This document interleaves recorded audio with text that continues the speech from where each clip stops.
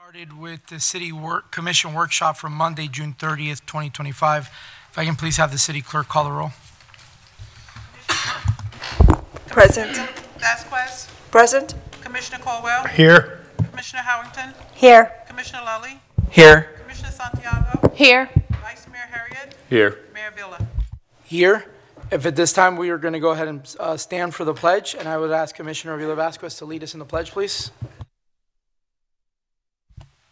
I pledge allegiance to the flag of the United States of America and to the republic for which it stands, one nation under God, indivisible, with liberty and justice for all.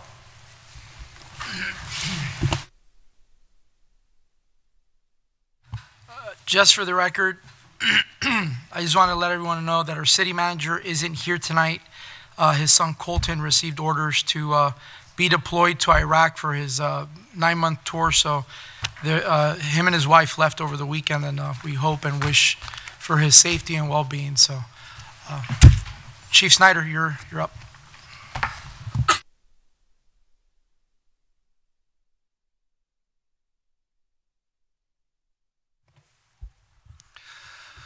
Good evening, Mayor and Commission. Bill Snyder, Fire Chief. Thank you for your time.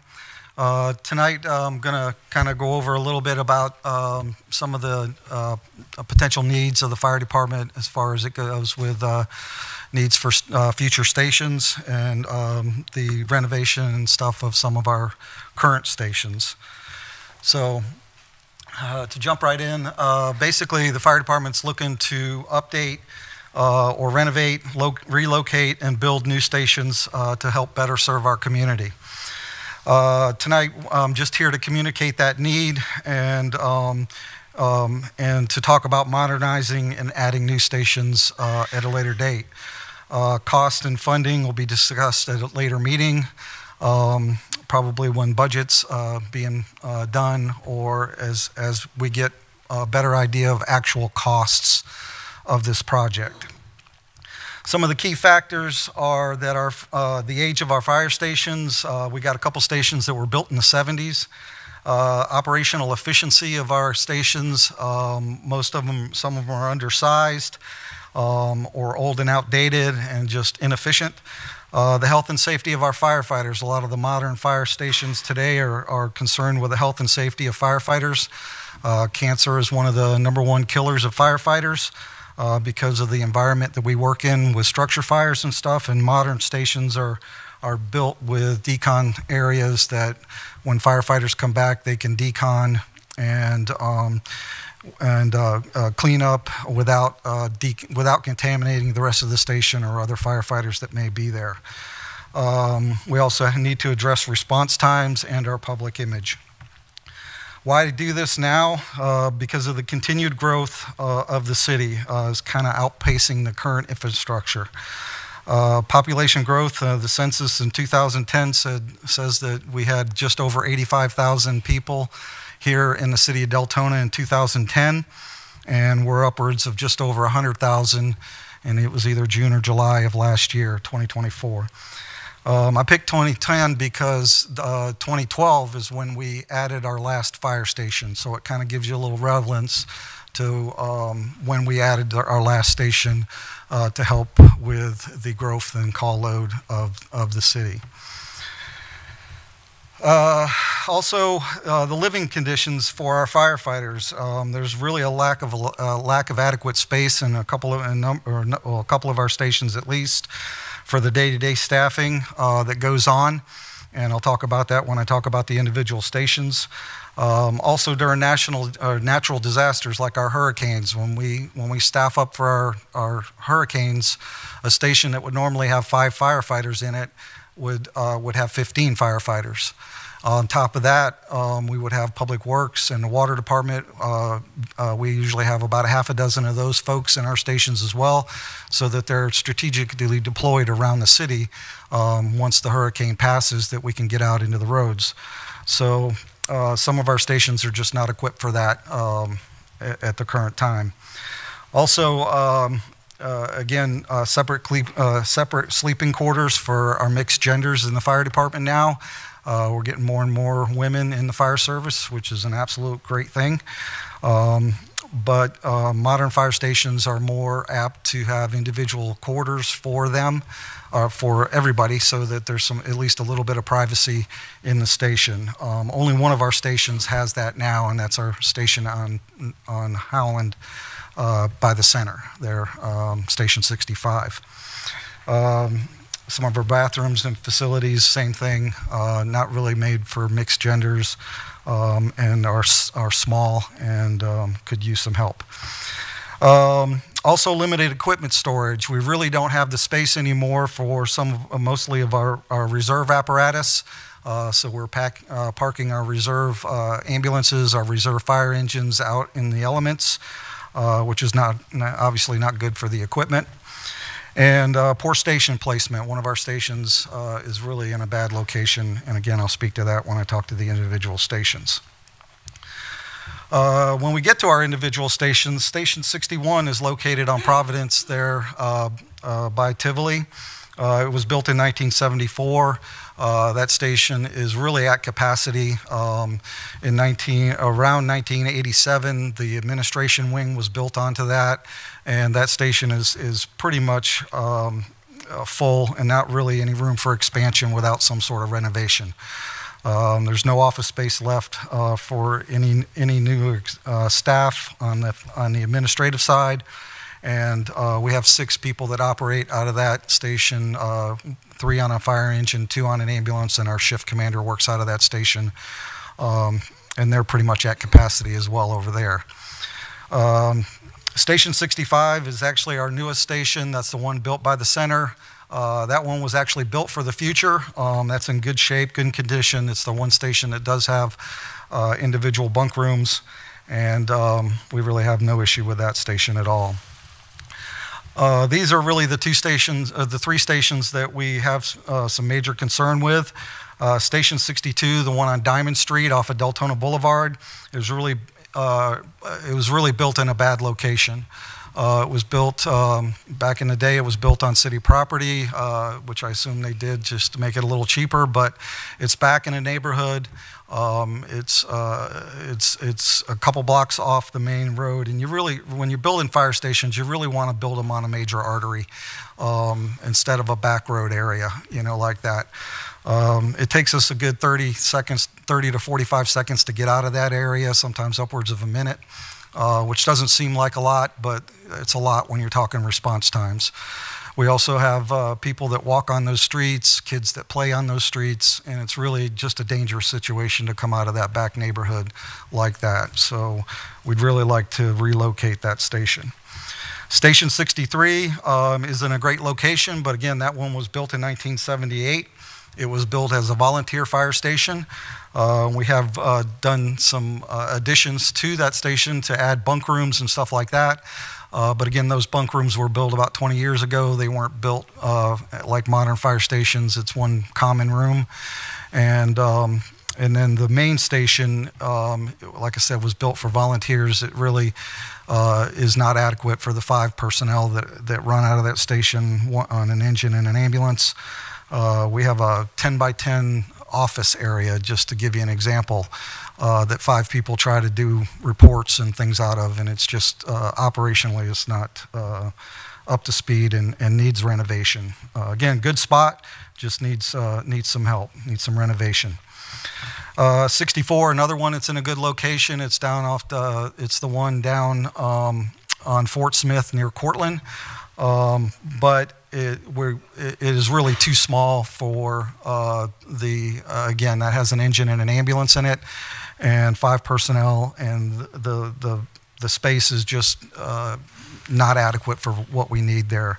On top of that, it's an old Butler type building, one of those metal buildings that we're starting to have some maintenance issues with. Recently, we've had a lot of water intrusion into that building that we've had to take care of with some maintenance issues, and we'd really like to just build another station that is more modern and more user-friendly, somewhere in that similar area, and then maybe use that station for storage and other things like that. Call volume, another reason to talk about fire stations in 2024, we ran just under 12,000 calls. As you can see, going back to 2010, again, just before we put our fifth station in service, we ran just over 8,000 calls, and last year we ran just under 12,000. So in a 14-year period, that's quite a difference. Not only that, but it took 19,518 responses, apparatus responses, to cover those calls. And what I mean by that is, if you have a single call, that doesn't mean just a single apparatus takes care of it. For example, on a structure fire, we send 4 engines, a ladder, a squad, 2 battalions, and an ambulance to a structure fire. That's 9 apparatus that respond to that call. If it's a major auto accident, we'll send 2 engines, a battalion, and an ambulance to that call. So that'd be 4 apparatus that go to a single call. So that's what I mean by it took 19,518 ambulances, apparatus, to respond to those 11,900 calls. So it's not one station that's running the calls, it's multiple stations, depending on the type of call that we run. And back on that structure fire, all those apparatus are going just so that we can get the equipment that we need there, also the personnel that we need there. The National Fire Protection Agency recommends 17 people on a structure fire. Now, if we get there and there's not much to it, we can cancel some of those units, but if it's a really good working fire, we're going to need those people and that equipment. When we talk about response times, realistically what we're talking about here for the most part, what we're focusing on here tonight is travel time. And travel time is the time it takes for you to drive from the station to the call. And you can see back in 2010, that was about 5 minutes and 30 seconds. And in 2024, we're upwards of 6 minutes and 49 seconds. But I'd like to also talk a little bit about response times as a whole, just so you understand that that's not our total response time. So when you're talking about a response time, you're talking about from the time that you call 911, from the time that the operator picks up the phone, starts your response time until a fire truck or an ambulance pulls up on that scene, and that's the end of your time. So that's your entire response time when we look at response times. And it's broken up into 3 categories. One is alarm processing time. That's the amount of time that the dispatcher takes to answer the call, get the information, and alert the station that there's a call. Right now, that's at 3 minutes and 3 seconds at the 90th percentile, which means that 90% of the time, they're going to process that alarm and get that call dispatched within 3 minutes and 30 seconds or less. It could be less, but at least 90% of the time, it's going to be no longer than 3 minutes and 33 seconds, which is a long time, and it's really more than what we'd like to see. I'll show you here in a minute what the National Fire Protection Agency is looking for.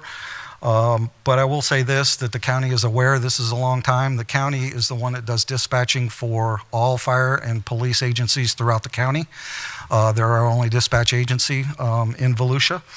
And they're aware of this time, and they're working on it. They are currently working on adding a new computer-aided dispatch system, which is a new system that will help identify what apparatus need to respond to that call, which ones are closest, and then they need to respond. They're also adding a new call processing program, which the call processing does is when they answer, it determines whether or not it's a police, fire, or medical call, and then it'll determine things like whether it's an emergency call or a non-emergency call, and it'll determine what type of units need to respond. So that should help those processes as well. As well as that, we're looking at a county-wide station alerting system that's being added to all the stations, which will just add, which will decrease the amount of time it takes to actually dispatch the call and get units responding. So where that time's up there a little bit, we expect over the next year or so that should come down with these new improvements. The second part of your response time is your turnout time. That's the time it takes from the time that the firefighters actually get the call in the station till the time that they actually leave the station and start responding to the call. So when the call comes in, if there's equipment on the floor because they're checking out equipment, they got to get that equipment back on the truck.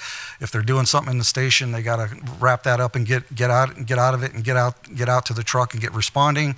If it's a fire, they got to get their bunker gear on, things like that. That's all what adds to that minute and 42 seconds at the 90th percentile for turnout time. And then, of course, travel time is what I told you just a minute ago. It's the time it takes you to actually travel from the station to the call, and ours is at 6 minutes and 49 seconds. So that totals 10 minutes and 20 seconds at the 90th percentile. So when you call dispatch, when you pick up the phone and dial 911 and somebody picks up the phone, the time starts. And when we get an engine on scene or a fire apparatus of whatever type, the time basically stops for your first arrival. Right now, that's 10 minutes and 20 seconds at the 90th percentile, which means that 90% of the time we're going to get there in 10 minutes and 20 seconds or less. So if you live closer to the station, it's probably going to be less. If you live in the furthest outreaching areas from the station, it's probably going to be around that 10-minute mark. So why that matters. The National Fire Protection Agency, or NFPA, sets the standards for the fire service, and they look for a 4-minute and a 4-minute travel time from the time you leave the station till the time you get there. Currently, again, Deltona is at 6 minutes and 49 seconds, which is about 3 minutes above the standard, okay? Also, NFPA requires that we get 17 people there within 8 minutes. Now, Deltona alone generally cannot get all 17 people there to the call. We rely on outside agencies to help us do that. Like I said earlier, for a structure fire, there's 4 engines, a ladder, a squad, 2 battalions, and an ambulance that respond to a structure fire. Well, Deltona only has 1 battalion, so we have to rely on an outside agency to send that 2nd battalion. We have only got 4 engines and a ladder, so if one of those trucks are busy, we have to rely on an outside agency to come in. Also, we have a closest unit response. So if that call is, say, on the west side near Orange City, and there's an Orange City unit that's closer than, say, Station 64 that's on the east side, then that Orange City unit will come in and help us with that response, which is a good thing. It helps us because they're closer. But it's just an idea that, you know, we can't do this on our own as we speak. If you look on the right side here, those are what NFPA's standards are for alarm processing. Again, they're looking at 64 seconds at 95% of the time. Again, they're at 3 minutes and 3 seconds. For our turnout time, NFPA looks at 80 seconds for fires and 60 seconds for EMS. They give us an extra 20 seconds to get our bunker gear on. So that's why that is. We're about 22 seconds over that for fires and about 42 seconds over that for medicals. But we are working on that. We have brought that down by 10 seconds from last year. So it is something we recognize and are working on. When we look at travel time, your first due engine needs to be there within 4 minutes, like we talked about. Your second due engine needs to be there within 6 minutes. And your entire complement of 17 people need to be there within 8 minutes per NFPA standards. And then if you look at a high hazard alarm, that would be something like Amazon. They want the full complement there within 10 minutes. And with that, they're looking at about 42 firefighters, which is almost impossible for anybody around here to make happen. But that's the anomaly, not the rule. You know, the standard residential structure fire is more the rule. If you noticed, I've got a clock ticking in the background. That was 3 minutes it took me to display that. Why is 3 minutes important? Why does it matter? Because the UL study group, the Fire Institute at UL, have determined that generally nowadays, because of the synthetic material that things are made of, you have between three minutes or less to get out of your house if there's a structure fire. The synthetic material that everything is made out of now burns faster, burns hotter. There's probably 100 times more smoke than what used to be, and a lot more carcinogens in that smoke than what used to be 30 years ago when everything was made of wood and cotton, fiber, things like that. With that, that's why basically through their studies they've come up with you've got about 3 minutes to get out. Why is that important? Because if you don't get out and you get overcome by smoke and you're not breathing, or just on any medical call that we go to, cardiac arrest, or whatever that is, you've got about 4 to 6 minutes before brain damage is possible. At 6 to 10 minutes, it's likely, and after 10 minutes, it's almost irreversible. We have a saying in the fire service that time is tissue and time is muscle. What we're talking about there is brain tissue and heart muscle. So the longer it takes us to get there to get definitive care to that patient, the longer, the more that material is going to die, whether it's the brain tissue or heart muscle, is going to, more of it's going to die. And then if you do get out of the hospital, that's the less quality of life that you're going to have, as hopefully you get out of the hospital and you live and survive the event. But the longer it takes us, the less likely that you'll come out with a quality of life. So results of our strategic station placement, we worked with a company called Dark Horse. They are a company that provides software for us to help analyze response times and other things like station placements. Their analysis demonstrates how strategically relocating and adding fire stations will improve our performance. And when we measure performance through them, is we're looking at the percentage of the time that we meet the NFPA standards. So in other words, if our performance is 50%, that means half of the time we met the standard, met NFPA standard for responding on scene, that 4-minute response time, that 4-minute travel time rather. This is so we engaged them to try to tell us and try to tell us what's the best location for some fire stations and where to put them. We asked them to relocate Station 62 and add 2 new stations in order to try to decrease the issues that we're having here. If you notice on the left here, this is our current station placement. These 2 are county stations, just so you don't get them confused with the rest of this. But this is our current station placement. Green is good, red is not so good. If you look on the right, this is what Dark Horse has come up with for station placements for us, and to best maximize what our performance could be.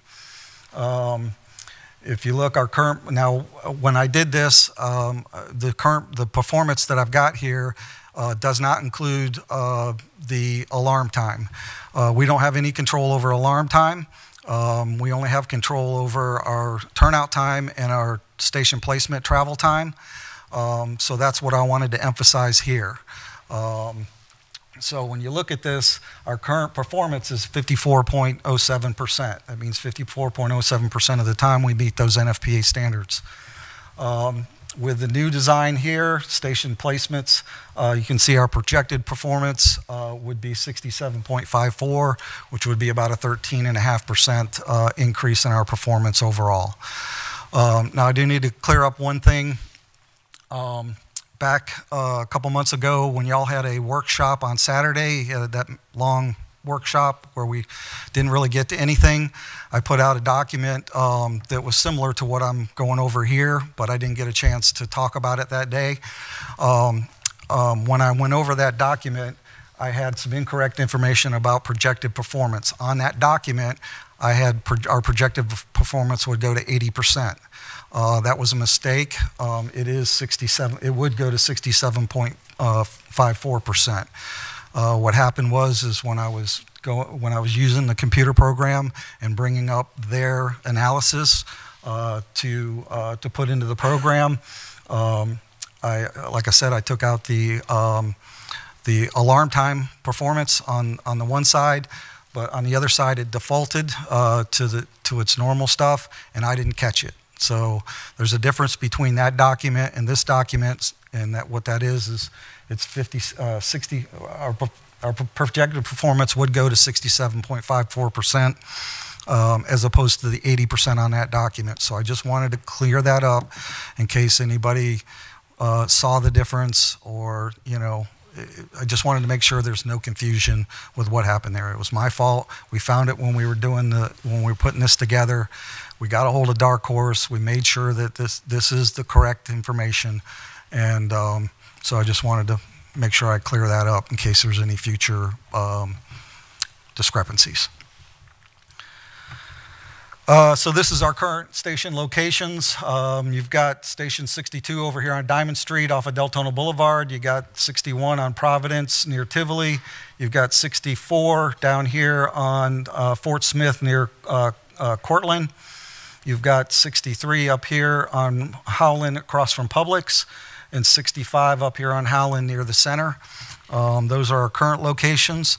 And what we're looking to do is, again, to help improve our response times and to modernize our facilities, what we're looking to do is replace Station 62. So you can see that's in red now, with 2 new stations, one near Normandy and Saxon, and the other one down on Providence, somewhere between Normandy and Anderson. Now these are just basic areas. And, you know, depending on where land is available or what we need to do, that may move a little bit, but these are more like our ideal locations for where these stations are, what I'm going over now. We also want to add a new station up in our northwest area, up near Captain and the Cortland area. Or Cortland and Hallover, somewhere. Well, they're pretty close to each other right there. So looking to take care of that northeastern area.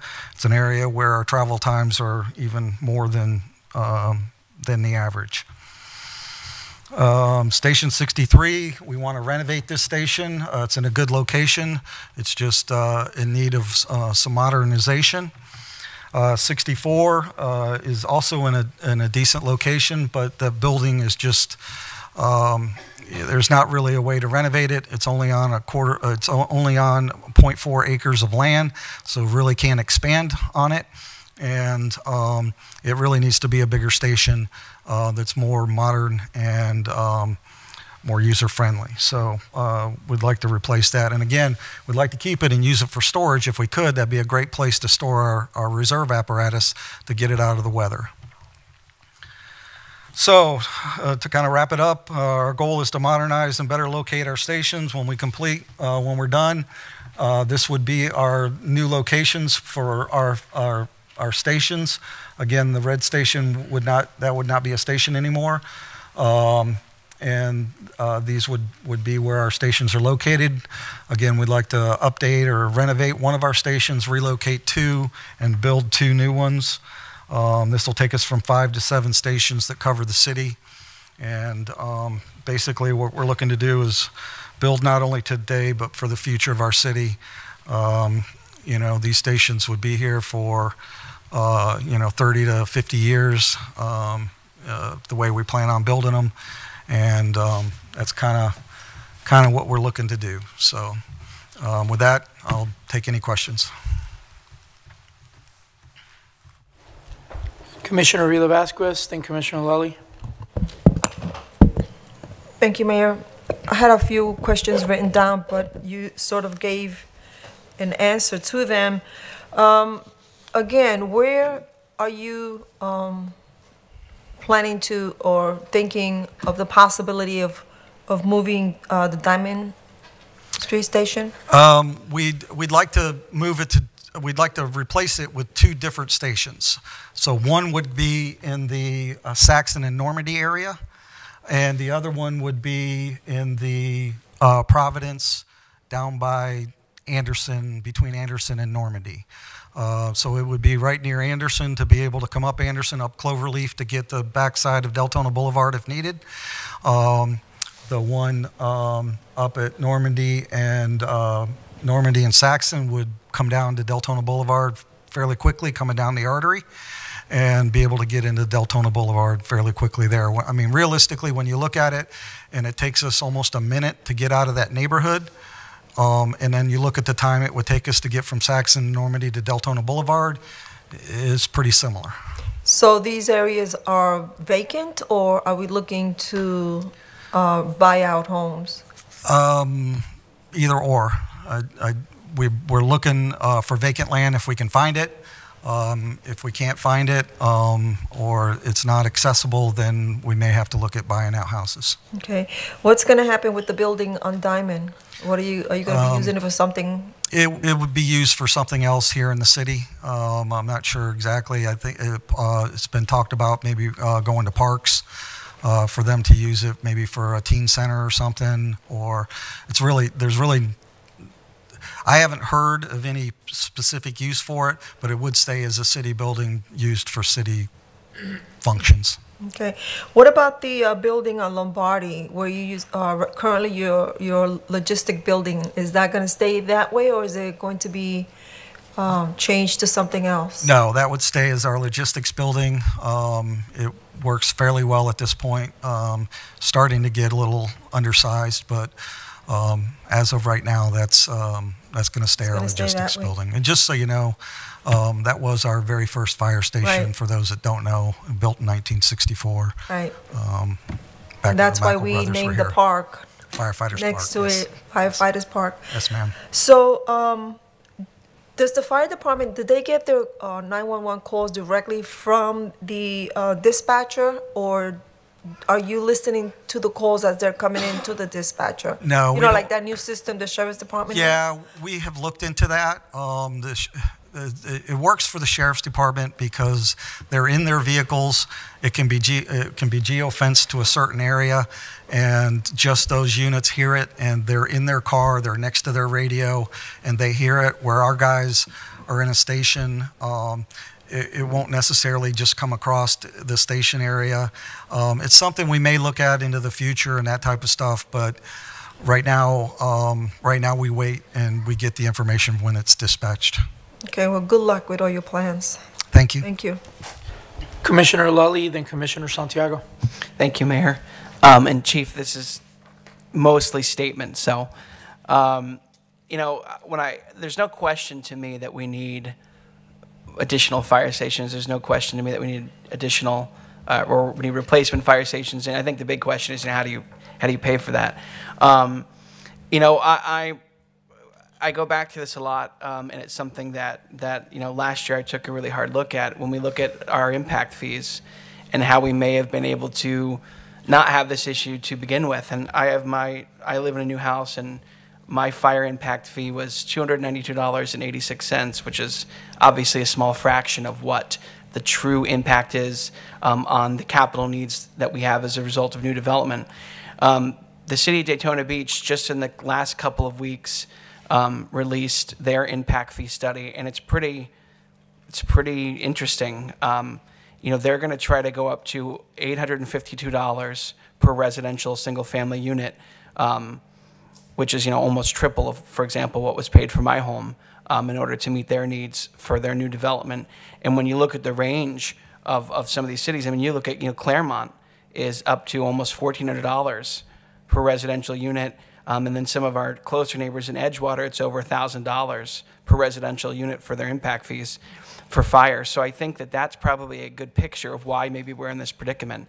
So certainly, and I've been getting a lot of media questions lately about this, that's something that as a commissioner and would hope that my colleagues would join us when we've started the process for that and looking at those impact fees and seeing where we can go to in order to fund our future, because we've imported, since our incorporation, we've almost doubled in population size, and it seems like based on what you've presented us, we've doubled in population size, but we haven't really invested in the capital improvements needed to accommodate all those new residents we've imported.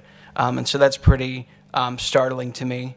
So, so again, I think that there's no question to me, based on what you've presented and in my personal views, and going, for example, to Station 64 and seeing, how it's turned out to be something that maybe it wasn't intended for. There's no question to me that this is necessary. Again, it just comes to how we're going to pay it. And I definitely think that impact fees need to be looked at as a way to fund the needs of this new development that we're seeing. Thank you, Mayor. Commissioner Santiago. Thank you, Mayor. Yes, I agree with Commissioner Lully. I mean, we definitely need to improve our response time in the city, especially during a hurricane or an emergency, and adding additional fire departments is going to greatly improve that. I thank you, Chief Snyder, for that presentation. I thank you for leading this wonderful group of men and women firefighters that are actually here. Some of them are here today. You have been amazing. I've loved the fact that I've been able to work 10 years with the fire department and have been able to see what you guys do. And yes, I agree with you. We do need to improve some of those stations, especially the metal building. It's outdated. You get rain inside.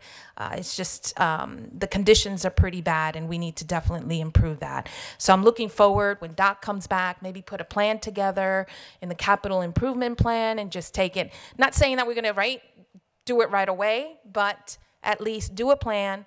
What we need to do first? How are we going to add those 2 fire stations and improve the other stations as well? So thank you for the presentation, and I look forward to see what we come up with. Thanks. Thank you. Vice Mayor Harriet. Thank you, Mayor. Chief Snyder, thank you for that presentation. There's a lot of useful information in here. Going back to your slide 7, where you broke out the alarm processing, turnout travel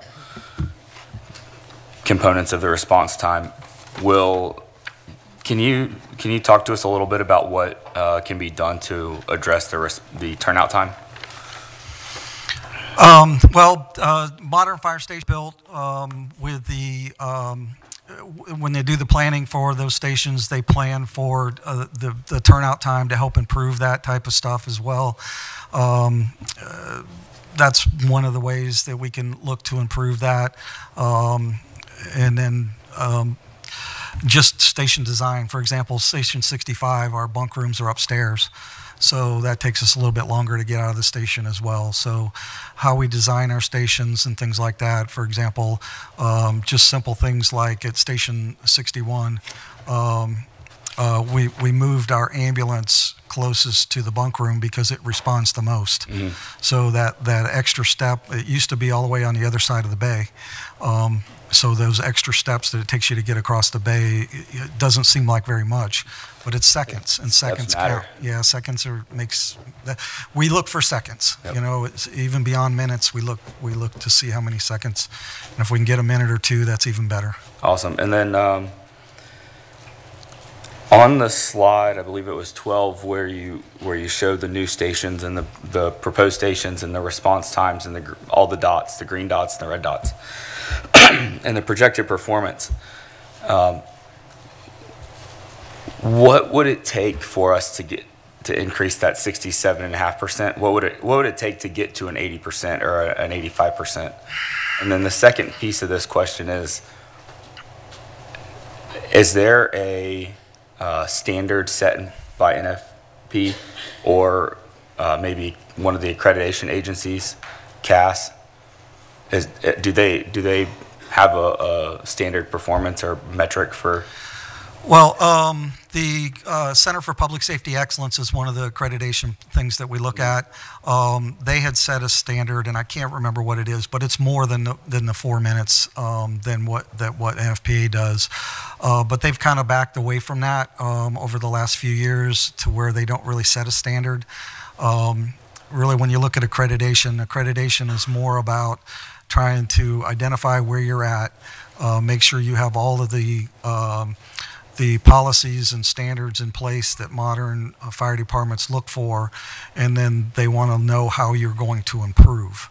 So a fire department that has a 10-minute response time can be accredited just alongside somebody that's got a 4-minute response time, as long as they put all those things in places.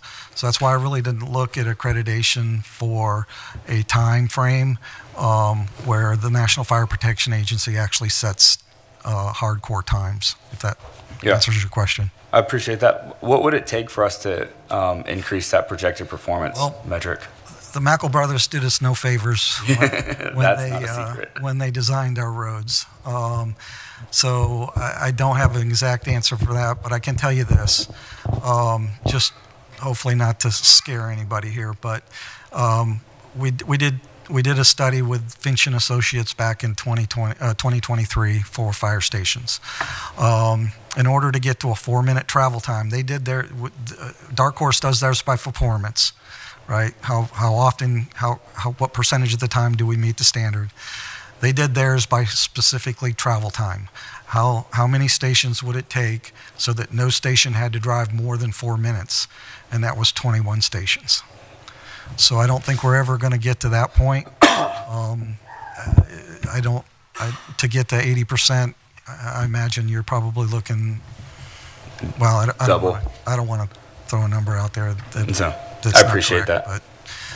but a few more. Commissioner Howington? Thank you. Has anybody looked into possibly turning Station 62 into a volunteer opportunity once we go to 7 stations, if we get there? And then that way we could actually have 8, rather than losing that space altogether.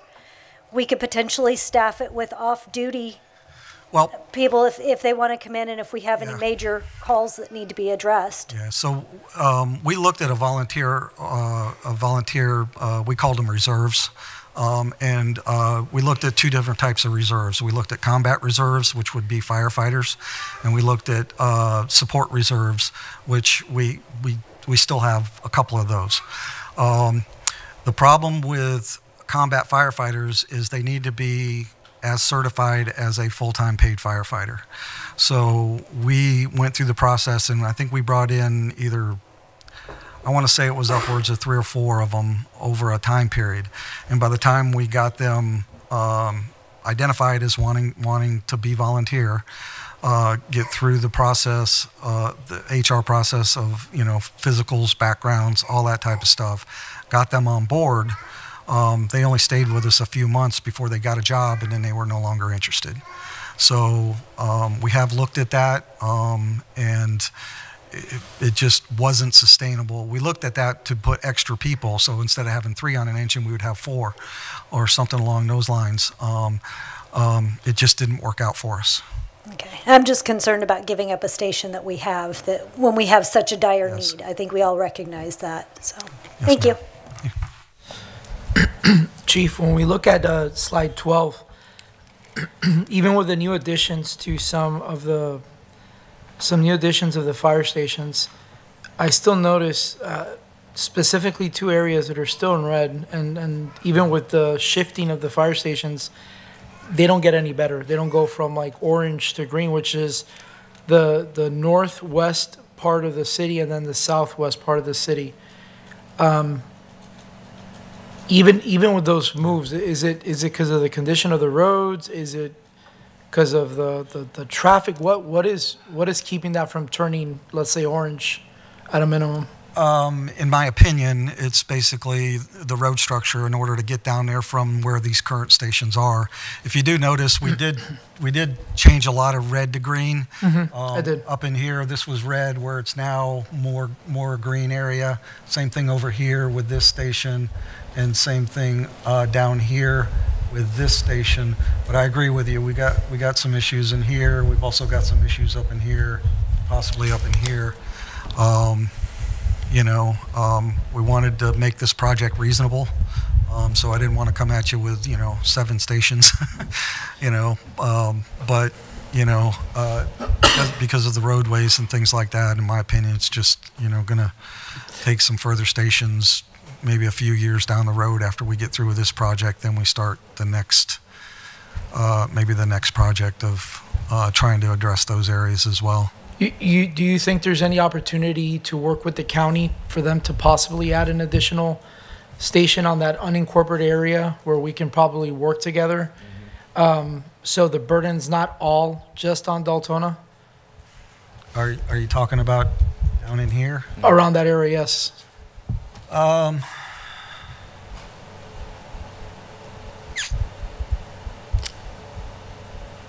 It's worth a conversation. I can have a conversation with them. I'm not real sure that they are necessarily looking at that area as a major focus for them because, you know, DeBerry is covering part of that. Orange City comes down pretty far. So I don't know is the answer. I don't want to make some stuff up. I just have concerns because obviously, as everybody up here does, you know, when and I'll speak specifically about our ambulances, right? Not necessarily our firefighters or the fire truck, but when we're transporting folks, sometimes we're stuck in Daytona Beach for essentially all day, right? And then we're losing that transport in that area. So my concern is that we're doing a lot of the stuff for the county as well. Maybe it's time we have that conversation where maybe the county can help in the areas that possibly we can't get to at this very moment. Yeah. At least so we can start the conversation Right. to see how we can work together to kind of rectify that, especially on the west side of our city, because we're not only looking at just the south side, but also the northwest side as well. And then, of course, there's that big area towards the middle of the east side of the city as well. But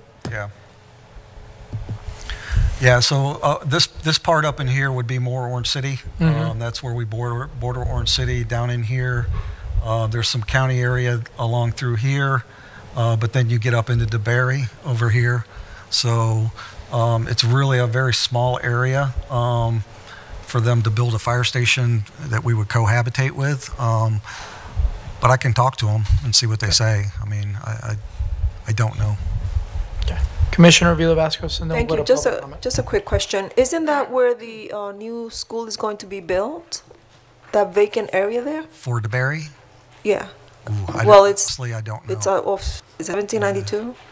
I think it's around that area there, no? Yeah, I don't know. I've heard the conversations, but and honestly, I probably should know. I live in DeBerry, but I don't know where they're planning to put it. Yeah, it's the before you get to the train station. I think that's where it is. I think it's empty now. Yeah. The whole land. Thank you. All right, Chief. Thank you. Do we have any public comment on the items on the agenda? On the special the workshop? Thank you. Tim Blodgett, please.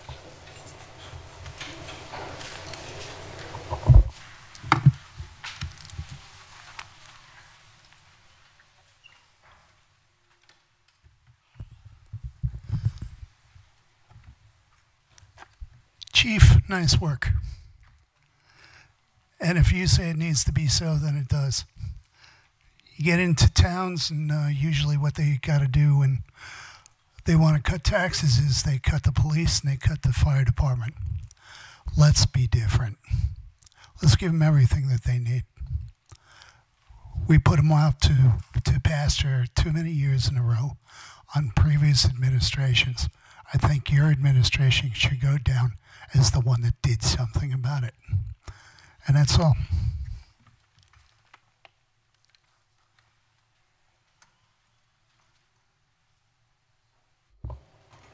Courtney Cross Burgos, please.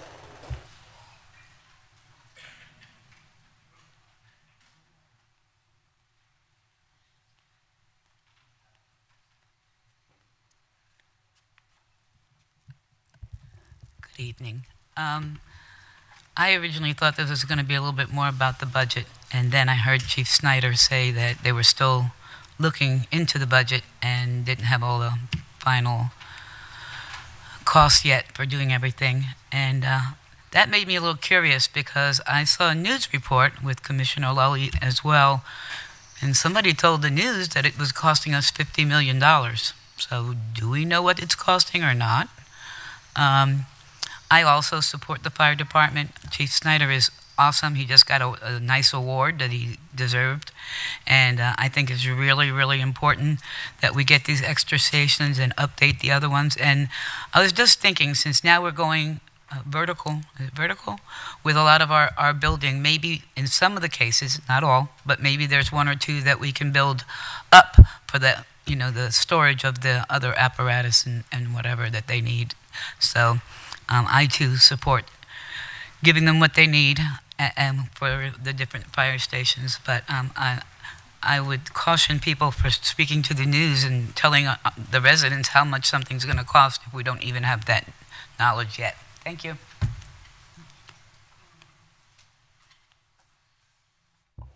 Albert Bryan, please. As Mr. Bryan comes up, I will ask the members of the news, if you can please hold off on setup and stuff. We're going to have a pause where you guys will be able to set up, just out of courtesy for the folks that are here trying to listen. Albert Bryan, Deltona. I'm glad you brought up accreditation. The only city in Volusia County that is accredited is DeLand. We're the largest city in Volusia County. Volusia County is not even accredited. It's amazing. I would be asking if we want to take and improve, truly improve our fire department, we search out accreditation first, because it gives you actually the ability to show that we're serious about our fire department. Not only is all the buildings nice, the vehicles are nice, but when you're accredited, it carries weight. Seminole County is actually accredited. Lake Mary is accredited. Claremont is accredited. Mount Dora is. If all those cities can be accredited, nationally accredited fire departments, why can't Deltona? We asked for this 3 years ago. Haven't heard a word since from it. I would say if we want to truly build our fire department for the future, not only in buildings and vehicles, but we need to invest in our firefighters themselves. Make sure they're physically fit. Make sure they have proper physicals every year. All the things that go into training as well. Not only a training facility, but being trained properly. And all the apparatuses they use, all of them. From the smallest little trinket all the way up to the very biggest ladder truck. I believe we need to invest not only in property and vehicles, but in them by accreditation. May that closes public comments. Thank you. This time we're going to go ahead and adjourn, and then we will return around 6. Well, we'll return at 6:30 to start with the special commission meeting.